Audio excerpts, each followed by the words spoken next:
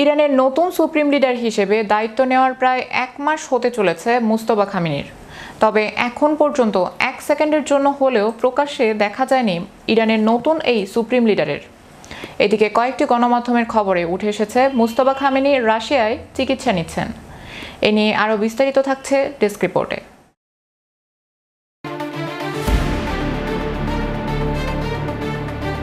ইরানের নতুন supreme leader হিসেবে দায়িত্ব নেয়ার প্রায় 1 মাস হতে চলেছে মুস্তফা খামেনির।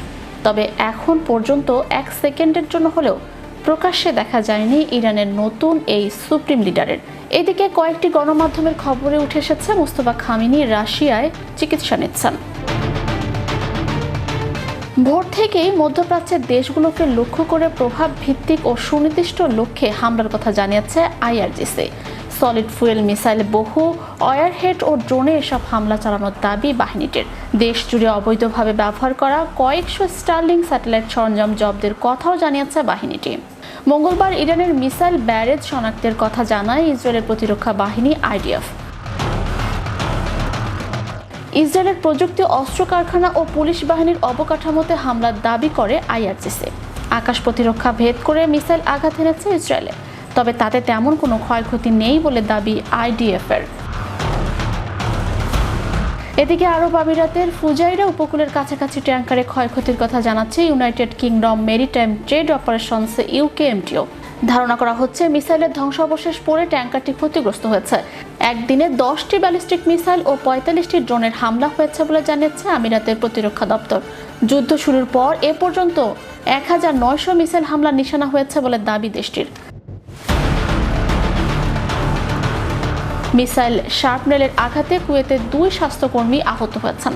ক্ষেপণাস্ত্রের ধ্বংসাবশেষের আঘাতে আবুধাবিতে পাকিস্তানি এক নাগরিক নিহত হয়েছেন। ক্ষেপণাস্ত্র হামলার তথ্য জানিয়ে দেশ জুড়ে সতর্কতার মাত্রা বাড়িয়েছে কাতার। 2 দফায় মিসাইল শনাক্ত করার কথা নিশ্চিত করেছে দেশটির প্রতিরক্ষা মন্ত্রণালয়। এদিকে ইসরায়েলের হামলায় আহত ইরানের নতুন সর্বোচ্চ নেতাকে রাশিয়ায় চিকিৎসা দেওয়া হচ্ছে বলে বেশ কয়েকটি গণমাধ্যমে খবর উঠে এসেছে।